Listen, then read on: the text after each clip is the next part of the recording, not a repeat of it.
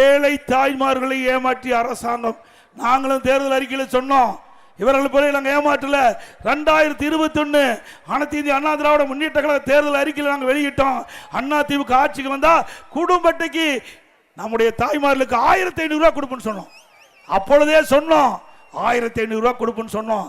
ஆனா திட்டமிட்டு திராவிட முன்னேற்ற கழக கூட்டணி கவர்ச்சிகரமா பேசி மக்களை ஏமாற்றி வாக்குகளை பெற்றாங்க.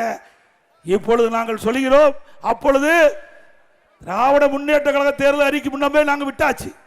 2021 அண்ணா திமுக தேர்தல் அறிக்கை திமுக தேர்தல் அறிக்கை வெளியிடுவதற்கு முன்பு 1 மணி நேரத்துக்கு முந்தி நாங்கள் விட்டாச்சு.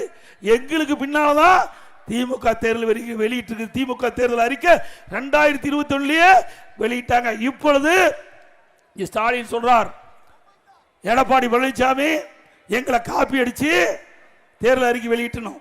திரு ஸ்டாலின் அவர்களே, நாங்கள் அண்ணா திமுக சார்பா 3 முறை தேர்தல் அறிக்கை வெளியிட்டோம். 1 மாசத்துக்கு முந்தைய தேர்தல் அறிக்கை வெளியிட்டோம், படிப்படியா தேர்தல் அறிக்கை வெளியிட்டோம்.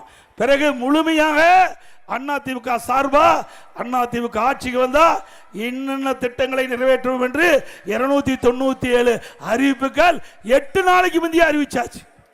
திராவிட முன்னேற்ற கழகம் அறிவிக்கிறதுக்கு 8 நாளைக்கு முந்தைய அண்ணா திமுக தேர்தல் அறிக்கை வெளியிட்டாச்சுல.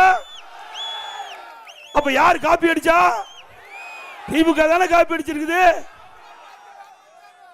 இன்றைக்கு நாங்க கொடுக்கப்பட்ட வாக்குறுதி மக்களிடத்துல சேர்ந்துட்டது, வேற வழி இல்லை. அதை காப்படிச்சுதான் இன்னைக்கு ஸ்டாலின் பல அறிவிப்புகளை வெளியிட்டிருக்கார். ஏற்கனவே திராவிட முன்னேற்ற கழகம் 2021 சட்டமன்ற பொதுத் தேர்தலில் அறிவித்த அறிவிப்புகள் 4 1 பங்கு கூட நிறைவேற்றல.